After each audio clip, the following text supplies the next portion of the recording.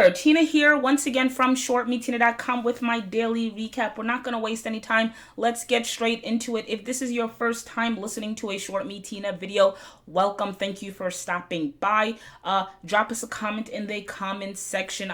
If you are a returning listener and you're dialed in every day, I want to say welcome back. So what is our mission? Our mission here is to build a powerhouse of successful traders and to help you find more winners. If you win, we win. In order for that to happen, please, in the comment section in this moment right now, what is your biggest frustration in reaching your trading goals? The video that I did yesterday, and I recapped it yesterday. So if you did not listen to that video, I'm going to link it here after watching this video. Make sure you listen to the video I did yesterday where I kind of dissected one of our viewers' frustration. He or she said that their frustration is lately none of their trades have been working out. Absolutely none. And I kind of walk through things that they should consider and do in light of their frustration. So listen to that video and also comment in the comment section what is your biggest frustration. After that, more videos to watch. I identify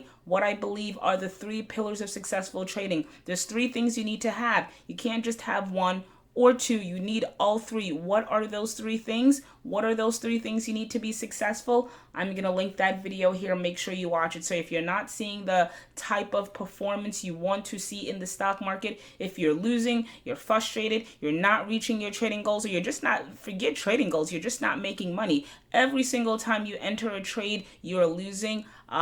I would suggest watching this video. I'm pretty sure after this video, it will be an eye-opener for you. And lastly, this is the last month, right? The last month in the second quarter. June is about to wrap up. The last week, the last trading week of June, the last month in the quarter. We're about to start the third quarter next week. Make sure you are reviewing your performance. It's the way, the only way, in my opinion, to get better. And I will once again link the video on how to use a trading journal and what metrics you should be paying attention to when reviewing your performance. All right, so that's it. Let's just get underway and recap the markets. All right, so let's start things off with Bitcoin because it has been completely, look at the volume here. It has been completely monstrous for the past 3 to 4, or you can say for the past few trading days. So what do we have here? In my opinion, these are levels of resistance. You're looking at a daily chart. Bitcoin is up about 10% right now. We are trading a little under 13,000. So we passed, for me, what was a major resistance level or hurdle of 10,000. I think we passed it with relative ease. I'm very surprised at how easy it was for us to actually penetrate and bust through that level. Then we ran into secondary resistance, which is denoted by this purple line here. We can call that about 13.5K to around 14K. You can see it easily here. We ran into 14K. We pulled back. I don't think it's going to be very hard to surpass that. If we get above that, I think it's going to be a really easy trip to that third level of resistance, which is about all-time highs of around 19.8 to 20,000. You can see here there's very little overhead. So with Bitcoin, full disclosure, I am long. I don't think it's going to take us very long to get back to 20K. So the train is leaving the station. Make sure you have your coins. What else?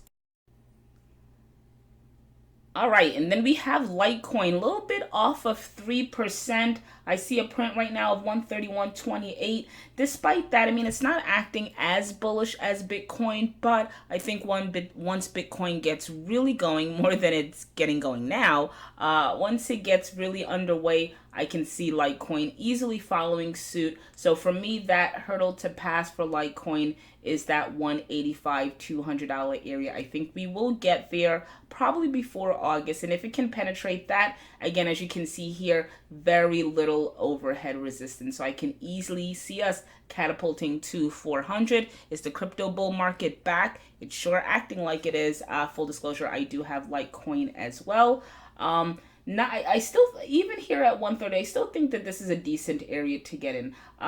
Granted, I see, again, if we get past 200, I see around 400. But the way these coins tend to move and how fast they tend to move, easily this can be $1,000 coin. So don't get caught on the sidelines without owning at least some. No one's saying to put a whole bunch of money behind it, but if you have a few hundred to a few thousands to spare, I think divvying them up amongst the stronger tokens and coins makes a lot of sense. What else? All right, and then we have Ripple sitting here at around 45 cents. Again, once Bitcoin gets moving, if Litecoin starts to go, I'll do a video in a few seconds on Ethereum. I think just as in the past, right, when the other coins start to take off, the bigger coins, these quote-unquote smaller coins, and although I think Ripple is probably in the top 10, so in that respects, in terms of market cap, it's actually one of the bigger ones.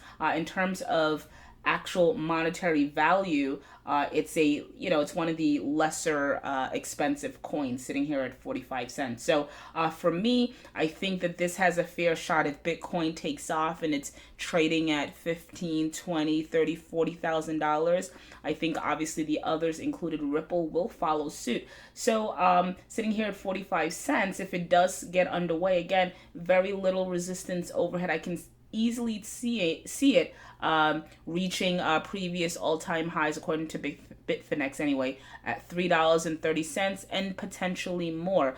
I would not be surprised the way these coins and tokens move. I would not be surprised to see a Ripple print at $5 or $10. So sitting here at 45 cents, the potential upside is huge, right? Downside, what's your downside? It sinks to, I don't know, 5, 10, 15 cents. Yeah, that is a downside, but relative to what you can actually make, I think the risk reward is heavily in your favor. Again, these are very speculative instruments, so you're not going to put the same amount of money behind this that you would a more stable, in the equity markets like an Apple or a Google. No one's saying to put, 20, 30, 40, or 50% of your portfolio into the cryptocurrencies, but, maybe you can put 2% in there. If you want to be a bit on the aggressive side, maybe you can put about 10% of your funds allocated to investing in the cryptocurrency space, like what I've done. So long Ripple, I think that it has a fair shot if Bitcoin continues to get going, if Litecoin follows suit, Ethereum, etc. I think it has a real shot of reaching 330, and potentially even, for me, $10 is no way out of the question, the way these coins tend to run. What else? All right, and then we have Ethereum daily chart. Right now I see a quote of 335. Again, similar story. Bullish pattern emerging. A slight resistance at around $400, 405.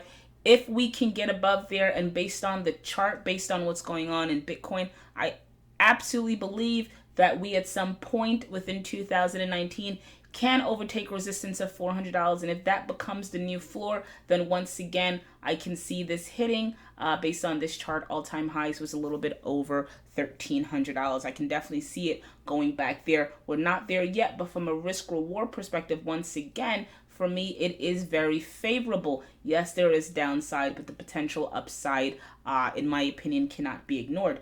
Once again, similar to what I indicated with Ripple, you don't have to put a whole bunch of money behind it, right? You don't have to put 50% of your account. I think 5 to 10%, considering the amount of gains that these coins or tokens can produce in a short period of time, you do not have to bet the farm to make money. So in terms of technical analysis, for me, that mark to break would be 400. We're almost there. Once we get there, if 400 can be support, meaning it's the new floor, the new low, I think we have a fair shot at hitting 1300. What else? All right, so we're back to the equities market. The SPY S&P 500 daily chart dating back to 2018. We're essentially flat to down on the day, closed at 290.51. As you can see here, I have reconfigured the lines. What I'm paying attention to, no longer 280 to 282. We have since surmounted that level. That is now the new floor. What I'm paying attention to is resistance of we can say 293 to 295.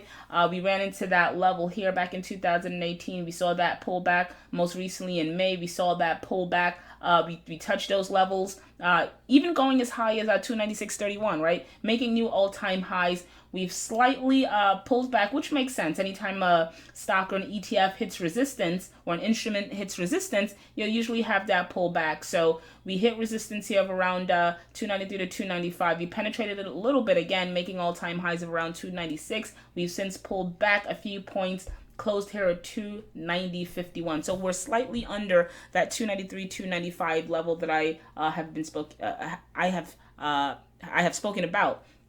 Now, is things over or things dire? Absolutely not. We just hit all-time highs. So for me, heading into the ending of this quarter, obviously the beginning of the third quarter, we especially don't want to dip below 280 to 282. If we can trade above that, I do believe at some point we're going to retest all-time highs of 296 again and potentially make new all-time highs. What else? IWM daily chart. So right now we closed at 150.83. Again, slightly flat to down on the day. If you want the entire picture on the IWM, listen to any video that I did, I want to say within the last 2 or so weeks. So as long as we can stay above 148 to 150, things should be fine. Obviously, I don't even want us hanging around here. I would rather us be trading above 160, above this resistance line that it's taken us quite some time, or has proven to be extremely difficult for us to trade above. So again, for the this bull market to make sense, right, we need the IWM to carry us. We need small caps to get going again. And right now, it's struggling, really. So again, heading into the ending of the second quarter, beginning of third quarter, we just need to remain above 148 to 150. We should not break those levels. If we break those levels, then for me, there has to be underlying weakness somewhere within the market. So that's what I'm paying attention to. What else?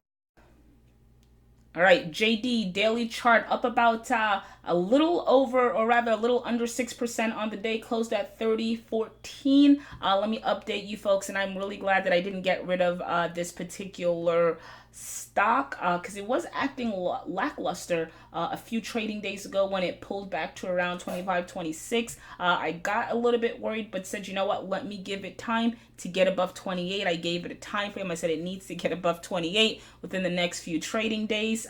It has since did exactly that, and it has maintained or sustained that move. So all that's great. Remember, we bought this when it triple bottomed, when we caught that bottom here at support of around 1920, saw it shoot up to around that 31, 32 before it pulled back. And when it pulled back to 25 again, did several analysis, said, hey, listen, this needs to get above this blue line here, 28. If it can do that, we are back. We're cooking. We're back in the kitchen. So sitting here at $30.14, great. If we can get above 31 to 32 within the next 2 weeks, more than likely that target I've been talking about for quite some time, that target of 35 should be achieved, which would be a really nice move from that $19 low. And if we can get above 35, then wow, you know what? $50 is right around the corner. So stick with JD as long as you can. What else? And then we have PYX daily chart off north of 13% on the day, closed at 14.83. Remember the video that I did yesterday? If you didn't see that video, go check it out. Fast forward to where I talked about ticker PYX. I indicated, granted, it was a nice update. Congrats to the bulls. But based on volume, based on this candle, I said if we opened below the close of 1704, chances are you're going to see selling. What happened? We opened at 1671, which was below 1704, and what happened downhill from there, going as low as 1480. We closed at 1483. You know what I'm going to say? When a stock closes close to the low of the day, chances are the selling continues into the following trading day or the following trading week. So with ticker PYX, the selling might not be done. Pay attention to obviously the close of today, 1483, and today's low of 1480. A dip below that, and things might spiral. What else? All right, and then we have ticker XSPA. Congrats to the bulls. Stock is up over 158% on the day. That's great. On huge volume, right? We closed at $4.71. Clearly, you can see that the stock ran into resistance, going as high as 545. You can see the resistance here, right here. So clearly, the stock ran into resistance. When a stock runs into resistance, you'll usually have that pullback again. Closed at 471. Some some action in after hours. We're down about 18%. So I see a quote of $3.86. So heading into tomorrow, you want to pay, if you're long, you want to pay attention to what goes on in pre-market. Obviously, if the stock cannot get above this close at 471, if it does not open above 471, if it opens up below like it seems like it's going to do at this point, then chances are expect more downside. What else? And let's round it out with ticker MARA daily chart. Congrats to the bulls. Huge winner on the day. Stock is up north of 30% to close at 345. I was doing a recap of ticker MARA for quite some time. And although the stock had a great deal of pullbacks, I said as long as it can remain above, let's say that $2.50 to $3 level, which is this red line, things should be okay. It broke in June. Story looked a little bit bleak, but today with this 30% move and we're actually above that support line here of $2.50 to $3. Things look like it's getting ready to churn for ticker MARA. So as long as it can stay above 253, I think it has a real shot of hitting around $4, which is about another 50 cents or so of upside from a close of 345. So pay attention. Again, even if it pulls back, as long as it remains above 250 or 3, overall the stock is pretty fair in my opinion. So that's kind of it. Let's cap it there. Tina here once again from ShortMeTina.com. If you enjoyed any portion of this video, I'd like for you to do 3 things for me. 1, comment in the comment section. Let me know your thoughts.